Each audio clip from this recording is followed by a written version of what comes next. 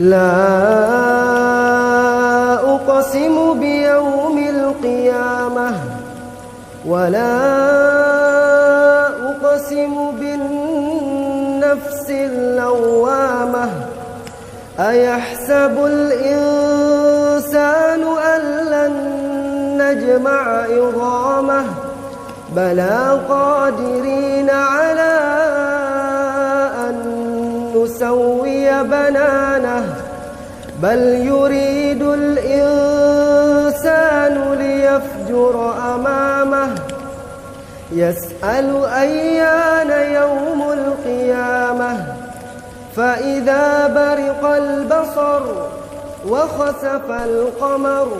وجمع الشمس والقمر يقول الإنسان يومئذ أين المفر